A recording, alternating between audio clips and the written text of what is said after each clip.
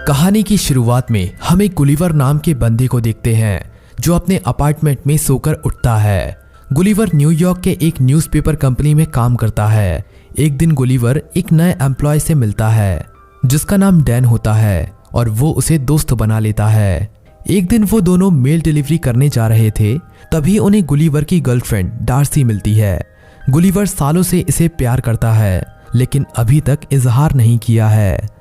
फिर अगले दिन डैन एक नोटिस लेकर आता है और गुलिवर को बताता है कि मेल डिपार्टमेंट के हेड ने उसका प्रमोशन कर दिया है। तभी गुलिवर कहता है कि 10 साल हो गए यहाँ काम करते हुए, लेकिन कोई भी मेरी रिस्पेक्ट नहीं करता, प्रमोशन तो दूर की बात है। ऐसा कहते हुए गुलिवर बाहर चला जाता है और तभी वो देखता है कि डार्सी अभी तक काम कर रही है। गुलिवर हिम्मत करके उसके कैबिन में चला जाता है और एक रैंडम पेपर उठा लेता है।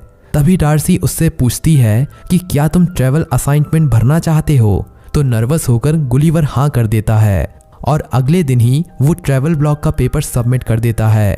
उसके बाद इंटरनेट से कुछ आर्टिकल्स को अपने ब्लॉग में कॉपी पेस्ट कर लेता है और अगले दिन डार्सी को दे देता है, जिससे डार्सी उसकी राइटिंग स्किल्स से काफ़ी खुश हो जाती है और उसे बताती है कि तुम बरमुडा ट्रायंगल में जाओ और वहां गायब होने वाली शिप पर आर्टिकल लिखो। अब डार्सी को इम्प्रेस करने के चक्कर में गुलिवर मान जाता है।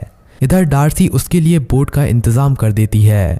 अगले दिन गुलिवर बरमुडा ट्रायंगल के लिए उड़ान भरता है और वहां पर एक आदमी से मिलता है जिसने उसके लिए बोट का इंतजाम किया था। वो गुलिवर को बोट के सभी सिस्टम के बारे में बताता है। फिर गुलिवर अकेले ही बरमुडा ट्रायंगल के लिए निकल जाता है। शुरुआत में वो बहुत एंजॉय करता है लेकिन बाद में थक कर सो जाता है। जब कुछ समय बाद उसकी आंख खुलती है तो वो अपने सामने एक बहुत बड़े समुद्री तूफान को देखता है और वो तुरंत ही अपनी लाइफ जैकेट को पहन लेता है।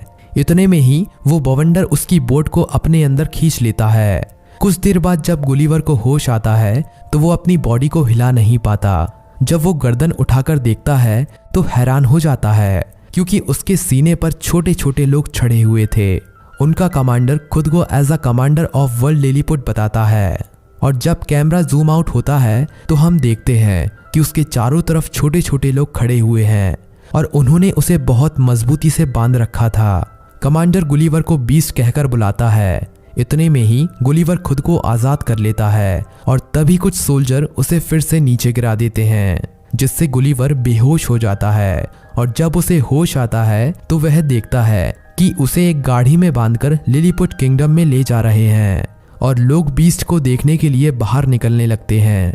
उसके बाद गुलिवर को वहां के राजा थियोडोर के पास पेश किया जाता है। राजा की बेटी प्रिंसेस मैरी उसकी हालत पर काफी अफसोस करती है और एडवर्ड से पूछती है कि इसके साथ इतनी सख्ती करना जरूरी है। तो एडवर्ड बताता है कि ये हमारे दुश्मन राज्य ब्लूफेसिया का जासूस है। फिर गुलिवर राजा से पूछता है कि मैं कहाँ हूँ, जिस पर राजा का सेक्रेटरी बताता है कि तुम दुनिया के सबसे महान साम्राज्य लिलीपुट में हो।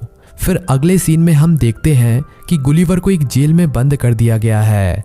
वहां पर वो एक और कैदी से मिलता है जिसका नाम होरेशियो होता है। फिर एडवर्ड वहां आता है और उन्हें खेत जुतवाने के लिए ले जाता है, लेकिन तभी उन पर उनका दुश्मन राज्य ब्लूफेसिया हमला कर देता है, जिनका प्लान प्रिंसेस को किडनैप कर महल में आग लगाना होता है। एडवर्ड महल की तरफ भागता है और सिपाहियों को आदेश देता है कि कोई भी राजकुमारी को नहीं बचाएगा, उन्हें सिर्फ मैं बचाऊंगा। फिर होरेशियो गुलिवर से कहता है कि एडवर्ड टाइम पर नहीं पहुंच पाएगा। उसके बाद गुलिवर इजीली एक सोल्जर को उठाकर फेंक देता है और प्रिंसेस मैरी को बचा लेता है, लेकिन राजा और उसका सेक्रेटरी आग में फंस जाते हैं। जल्दबाजी में राजा को बचाने के चक्कर में गुलिवर महल में पेशाब कर देता है। आग बुझते ही लोग तालियां बजाने लगते हैं और राजा गुलिवर को रात की दावत के लिए न्योता देता है। ये सब देखकर एडवर्ड को बहुत गुस्सा आ जाता है।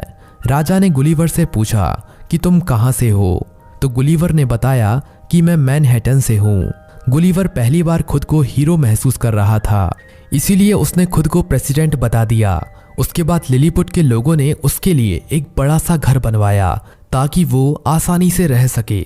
गुलिवर ने एक थिएटर भी बनवाया ताकि पूरा किंगडम उसमें बैठ सके और उन्हें डूबते टाइटैनिक का ड्रामा दिखाकर बताया कि ये सब उसके साथ हुआ है।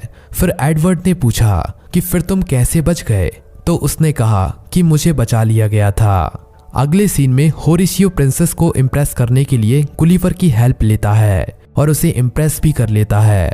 इधर सिपाहियों ने गुलिवर के फोन को ढूंढ लिया था जिसमें डार्सी के 12 वॉइस मैसेजेस थे, जिसमें डार्सी गुलिवर के झूठे आर्टिकल से बहुत गुस्सा थी। गुलिवर अब हमेशा लिलीपुट में ही रहना चाहता है।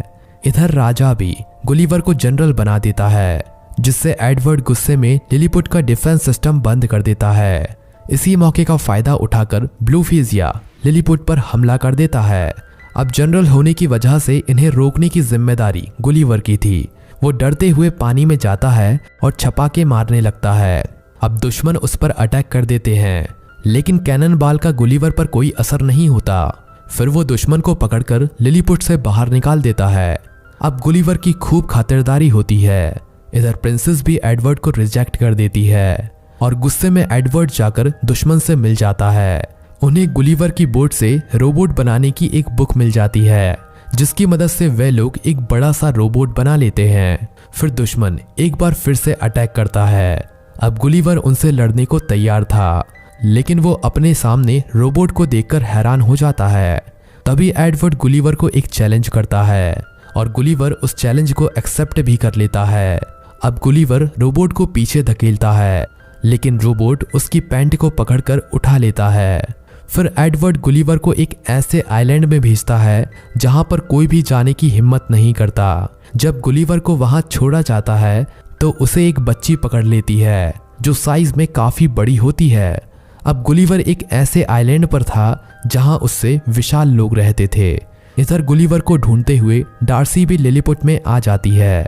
गुलिवर ने सबको बता दिया था कि डार्सी उसकी प्रिंसेस है, जिस कारण एडवर्ड उसे पहचान लेता है और उसे भी बंदी बना लेता है। ये सब देखकर होरेशियो गुलिवर के पास जाता है और उसे सब कुछ बताता है। उस बच्ची के पास एक वीएस सोल्जर का शूट होता है, जिसका इस्तेमाल करके गुलिवर वहां से निकल जाता है और लिलीपुट में जाकर सबसे पहले डार्सी से मिलता है। गुलिवर उसे बताता है कि वो उसे बेहद प्यार करता है, जिसके बाद गुलिवर एडवर्ड को चैलेंज करने की बात करता है। फिर अगले दिन वो एक दूसरे के आमने सामने होते हैं। उसके बाद वे लोग लड़ना शुरू कर देते हैं।